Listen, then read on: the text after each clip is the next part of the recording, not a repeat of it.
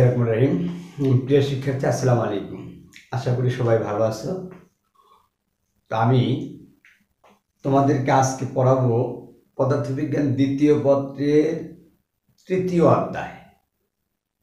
তোমরা জানো আমি এর আগে যে ক্লাসটা নিয়েছিলাম সেটা ছিল দ্বিতীয় অধ্যায়ের সর্বশেষ একটা টপিকস পড়াইছিলাম, সেটা হলো দ্বারক এবং দ্বারকত্বের গাণিতিক সমস্যা নিয়ে। তোমাদের যেহেতু দ্বিতীয় পত্রের সিলেবাসে 3টে অধ্যায় আছে, তোমরা জানো, প্রথম, দ্বিতীয়, তৃতীয়। তো আমি শুরু করছিলাম হলো দ্বিতীয় অধ্যায় থেকে। দ্বিতীয় অধ্যায়টা মোটামুটিভাবে শেষ করেছি। আমরা আজকে শুরু করব হলো তৃতীয় অধ্যায়। তৃতীয় অধ্যায়টা শেষ করে আমরা প্রথম অধ্যায়ে চলে যাব। তো আমরা জানি আমাদের হয়তো এই আগামী মাসের মাঝামাঝিতেই 15 তারিখেই, হয়তো 15 তারিখের মধ্যেই আমরা আমাদের প্রথম সাময়িক পরীক্ষা সেটা শুরু করব। তো তার আগে আমাকে সিলেবাস শেষ করতে হবে, অর্থাৎ আর 2টা অধ্যায় বাকি আছে। এই বাকি 2টো অধ্যায় নিয়ে আলোচনা করতে হবে। এজন্য আমি আজকে চলতরিৎ অধ্যায় নিয়ে আলোচনা করব। তো চলতরিৎ অধ্যায়ের নাম, এটা হলো তৃতীয় অধ্যায়ের চলতরিৎ যেটা বলছি।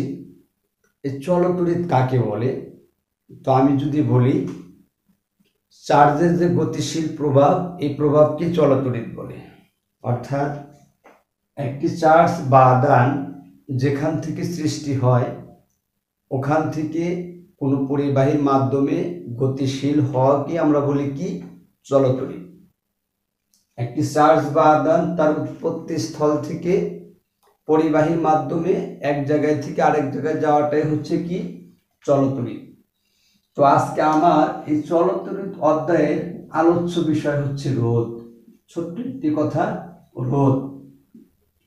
এই রোধ নিয়ে আজকের আমার কথা, আজকের আমার আলোচনা। আর কিছু না, একটাই টপিক, সেটা হচ্ছে কি? রোধ। রোধ কাকে বলে আমি বলি, তোমরা শোনো, বইয়ের সাথে মিলিয়ে খুব সুন্দর করে শিখে নিবে। রোধ হচ্ছে এক প্রকার বাধা। এই বাধাটা কি? আমরা জানি ঘর্ষণও হচ্ছে এক প্রকার বাধা। এই বাধাটা কি? আবার সান্দ্রতা নামক একটা শব্দ আছে, একটা বিষয় আছে, এটা হলো তোমাদের প্রথম পত্রেরই 7ম অধ্যায়ে পাবে। এই সান্দ্রতাটাও হচ্ছে এক প্রকার বাধা। রোধ, ঘর্ষণ, সান্দ্রতা, 3টা বিষয় হচ্ছে বাধা। ঘর্ষণটা হচ্ছে কঠিন পদার্থের মধ্য দিয়ে, অর্থাৎ রাস্তা দিয়ে যদি কোনো কিছুকে টেনে নিয়ে যাও, এই টেনে নেওয়ার সময় বস্তুটার সাথে, ওই রাস্তার সাথে এক প্রকার বাধার সৃষ্টি হয়, যেটাকে আমরা ঘর্ষণ বলি। ওটা একটা বাধা। আবার পানি বা বায়বীয় মাধ্যমের মধ্য দিয়ে একটা বস্তুকে যদি ছেড়ে দেওয়া হয়, এই বস্তুটাও যখন পড়ে নিচের দিকে, তখন ওই বস্তুটাও কি হয়? একটা বাধার সম্মুখীন হয়। এই বাধাটা হচ্ছে কি? সান্দ্রতা। এই বাধাটা হচ্ছে কি? সান্দ্রতা। আবার তড়িৎ প্রবাহের ক্ষেত্রেও এই তড়িৎ প্রবাহেতে এক প্রকার বাধার সৃষ্টি করে। যে জিনিসটাই বাধার সৃষ্টি করে সেটার নামই হচ্ছে কি? রোধ।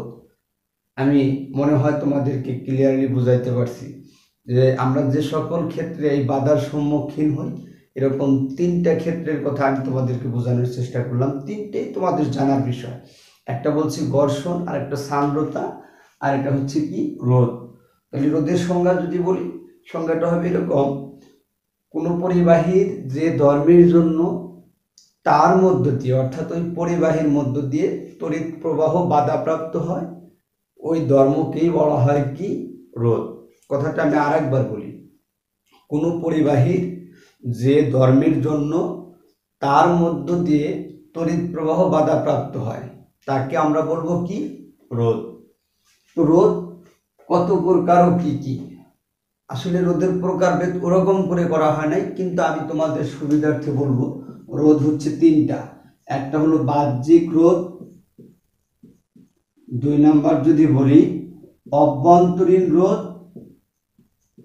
মানে রোধগুলো এভাবে প্রকাশ করা যায়, অভ্যন্তরীণ রোধ।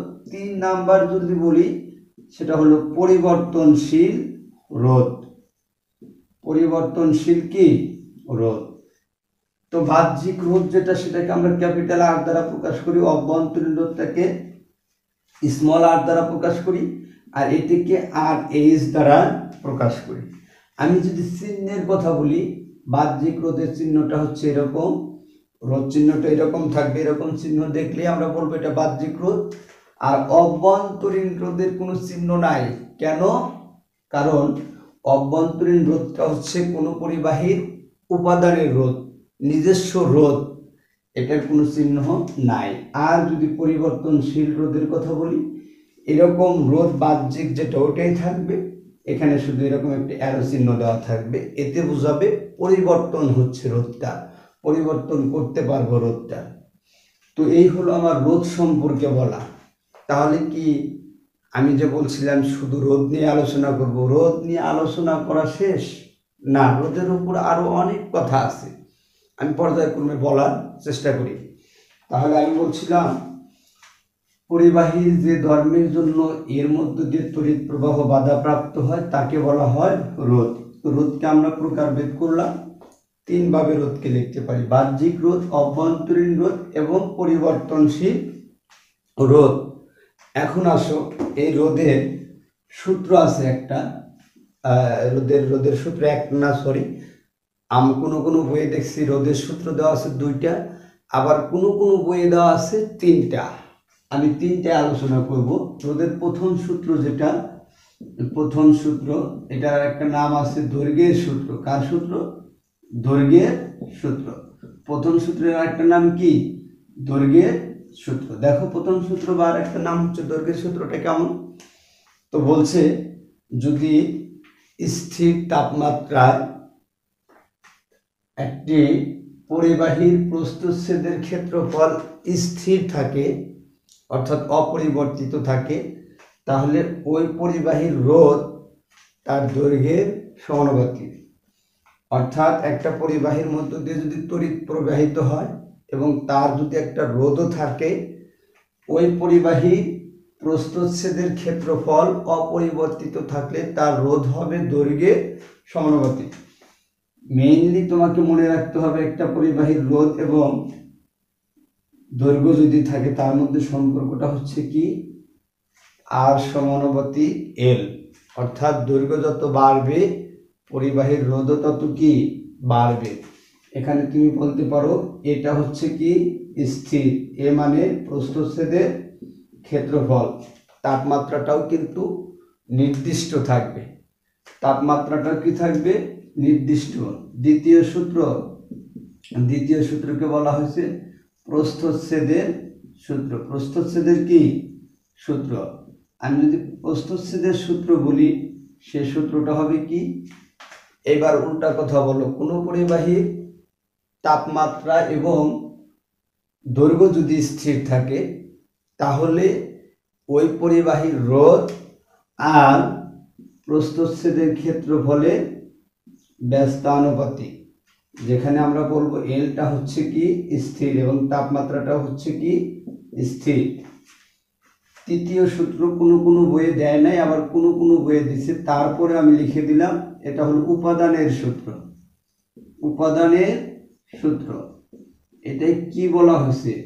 এটাই বলছে যে কোনো পরিবাহীর তাপমাত্রাটাও স্থির থাকে, প্রস্থচ্ছেদের ক্ষেত্রফলটাও স্থির থাকে, দৈর্ঘ্যটাও স্থির থাকে, তাহলে ওই পরিবাহীর রোধ তার উপাদানের উপর নির্ভর করে। ওই পরিবাহীর রোধ কি করে? তার উপাদানের উপর নির্ভর করে। তাহলে দেখো আমি তিনটা সূত্র দিলাম, কিন্তু তিনটা সূত্রের মধ্যে দুইটা সূত্রের গাণিতিক রূপ আছে আর একটা সূত্রের গাণিতিক রূপ নাই।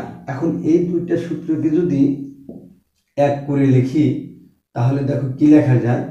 আর সমানুপাতিক এল বাই এ, বা আর সমান লেখা যায় কি রো এল বাই কি এ। এই রো হচ্ছে একটি সমানুপাতিক ধ্রুবক, একে আমরা আপেক্ষিক রোধ বলি।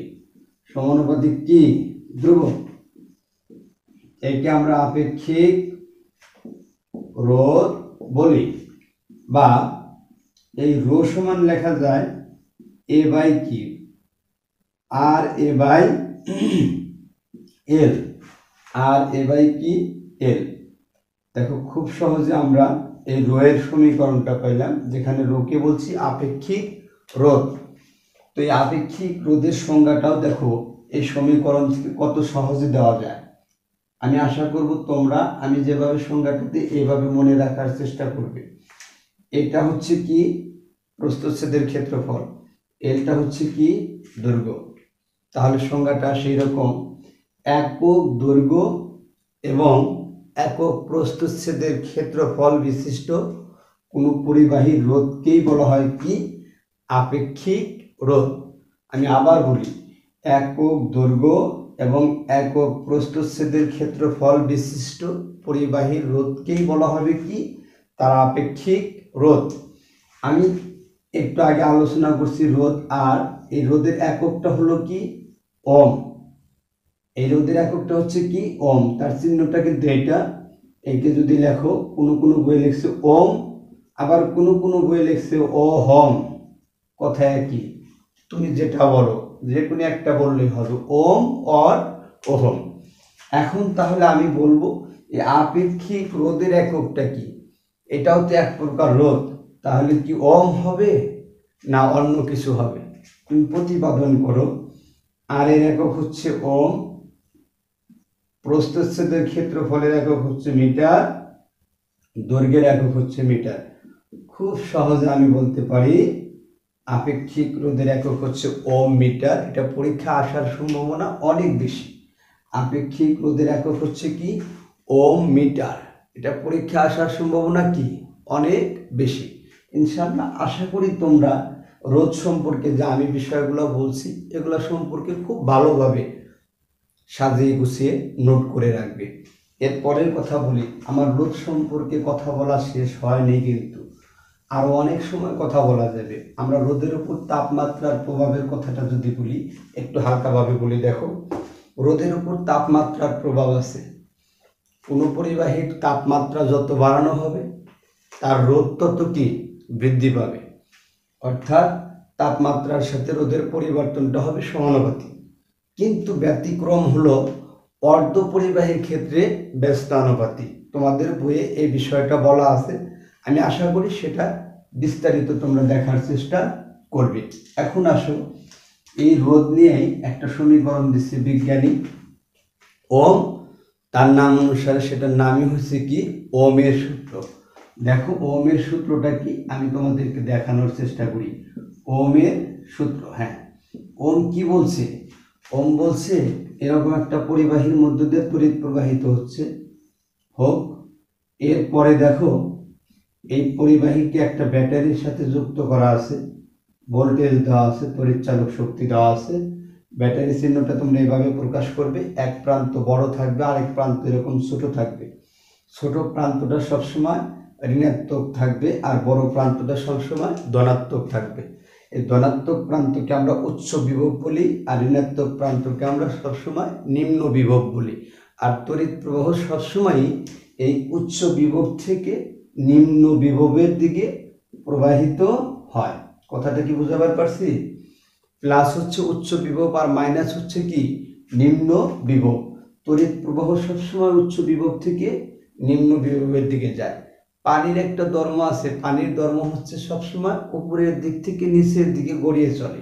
ওরকম তড়িৎ প্রবাহের একটা ধর্ম আছে, তড়িৎ প্রবাহের ধর্মটা হচ্ছে এই তড়িৎ প্রবাহ সবসময় উচ্চ বিভব থেকে নিম্ন বিভবের দিকে যায়। আচ্ছা, ভালো কথা, যাক, এটা হচ্ছে কি রোধ। তোমরা চিহ্ন দেখে বুঝতে পারছো, কারণ একটু আগে আমি তোমাদেরকে এই চিহ্নটার নাম বলে দিয়েছি রোধ। এটা কি চিহ্ন?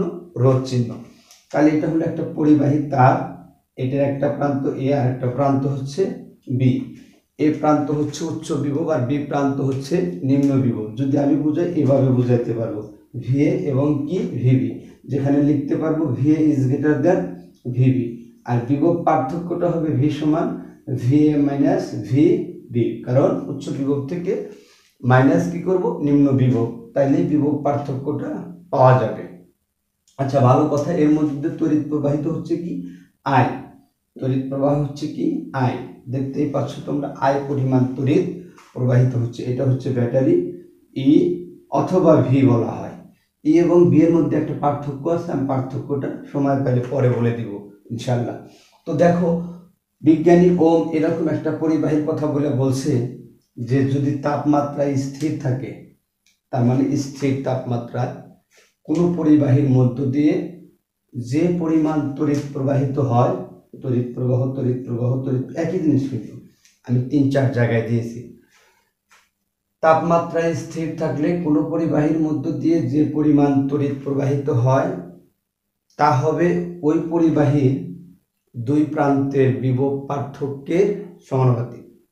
তা হবে ওই পরিবাহীর দুই প্রান্তের বিভব পার্থক্যের সমানুপাতিক। এটা বলছে বিজ্ঞানী ওম। এর জন্য তার নাম অনুসারে এটার নামই হচ্ছে কি, ওমের সূত্র। তাহলে আমি যদি সূত্রের বিবৃতি ফলো করি তাহলে হবে আই সমানুপাতিক কি, ভি। দুই প্রান্তের বিভব পার্থক্য হচ্ছে কি, ভি এর সমানুপাতিক। বা এরপরে যদি লিখি আই সমান হবে জি ভি, এখানে জি ক্যাপিটাল জিটা হচ্ছে সমানুপাতিক ধ্রুবক। বা আই সমান লেখা যায় 1/r ইন্টু ভি। সুতরাং এটাকে আমি লিখতে পারি আই সমান ভি বাই আর। এটা হলো ওমের সূত্র অনুসারে সমীকরণ। আই সমান ভি বাই আর, আই সমান কি, ভি বাই আর। খুব ভালো করে বোঝার চেষ্টা করো। আই সমান লেখা যায় কি, ভি বাই আর। এটা কার সূত্র অনুসারে, ওমের সূত্র অনুসারে। কার সূত্র অনুসারে, ওমের সূত্র অনুসারে। খুব ভালো করে মনে রেখো। এটা যদি ভালোভাবে মনে না রাখো, এরপরে কিন্তু আমি এটা সম্পর্কে আরো অনেক আলোচনা করবো। অভ্যন্তরীণ রোধ নিয়ে আলোচনা করব, এই সূত্র থেকে। রোধের সংযোগ নিয়ে গাণিতিক সমস্যার সমাধান করব এই সূত্র থেকে। তাহলে এটা সম্পর্কে তোমাকে ভালো ধারণা অবশ্যই থাকতে হবে, না হলে হবে না। তো আজকে আমি রোধের এই পর্যন্ত আলোচনা করব। রোধ নিয়ে আরো আলোচনা আছে, আরো 1 দিন 2 দিন রোধ নিয়ে শুধু আলোচনা করা যাবে। গাণিতিক সমস্যা তো আছে। তো আল্লাহ বাসা রাখি পরবর্তী ক্লাসে রোধের আরো কিছু কথা বলার চেষ্টা করব। তো আর একটু বলে যাই, আমার মনে হয় অত সময় হবে না। দেখো, এই সমীকরণটাকে কখনো কখনো আমরা ই ডিভাইডেড আর প্লাস স্মল আর লেখা যায়। আমি একটু আগেই বলছিলাম যে অভ্যন্তরীণ রোধ নিয়ে কথা বলবো, এখনই বলে শেষ করে দিই। যদি এই পরিবাহী বা তারের একটা অভ্যন্তরীণ রোধ আর থেকে যায়, তখন কিন্তু আমার সমীকরণটা হবে আই সমান E by capital R plus small R. দেখো, এখানে লিখছিলাম বি আর এখানে কি ই। তাহলে বুঝতেই পারছো, যদি অভ্যন্তরীণ রোধ থাকে তাহলে লিখবো উপরে ই, আর যদি না থাকে তাহলে ভিউ লিখতে পারবো, ইউ লিখতে পারবো। কিন্তু যদি অভ্যন্তরীণ রোধ থাকে তখন কিন্তু ভি লিখতে পারবো না। এই অভ্যন্তরীণ রোধের কারণে ই আর বি এর মধ্যে একটা পার্থক্য হয়ে যায়। এই পার্থক্যটা বোঝায় E is greater than V. E is greater than কি, ভি। অর্থাৎ ইটা হয় কি বড় আর ভিটা হয় কি ছোট। একটু আলোচনা করে শেষ দিয়ে দিই। দেখো, এই সমীকরণটাতে কেন বড় ছোট হয় তুমি দেখতে পাচ্ছ। এই সমীকরণটাকে যদি আর আর ই গুণ করি, ই সমান লেখা যাবে I into capital R plus small R. বা ই সমান হচ্ছে কি আই আর প্লাস হচ্ছে আই স্মল আর। দেখো, এই যে একটু আগে লিখছিলাম, এই এই লিখছিলাম কি বলতো, আই সমান ভি বাই আর। সুতরাং এখান থেকে ভি সমান কি লেখা যায়, আই আর লেখা যায় না, অবশ্যই লেখা যায়। তাহলে এই আই আর এর পরিবর্তে আমি লিখলাম ভি, আর এখানে থাকলো কি আই আর। এই সমীকরণ থেকে বলা যায় ই বড় ভি ছোট। এটা হচ্ছে ভি এর চেয়ে আই আর পরিমাণ বড়, আর এটা হচ্ছে ভি এর চেয়ে আই আর পরিমাণ ছোট। এক ক্ষেত্রে বলবো বড়, আর এক ক্ষেত্রে বলবো ছোট। এই বি হচ্ছে ই এর চেয়ে আই আর পরিমাণ ছোট, আর এই ইটা হচ্ছে বি এর চেয়ে আই আর পরিমাণ বড়। এই আই আর কে আবার আরেকটা নাম দেওয়া যায়। এই আই আর এর নামটা হচ্ছে হারানো ভোল্টেজ বা নষ্ট ভোল্টেজ। আই আরটা হচ্ছে হারানো ভোল্টেজ বা নষ্ট ভোল্টেজ। তো আমি অনেক কথা বলে ফেলেছি, আজকে আর না, আগামী ক্লাসে আবার দেখা হবে, আবার কথা হবে। ওই পর্যন্ত আমরা সবাই ভালো থাকবে ইনশাল্লাহ। ধন্যবাদ সবাইকে। আসসালামু আলাইকুম।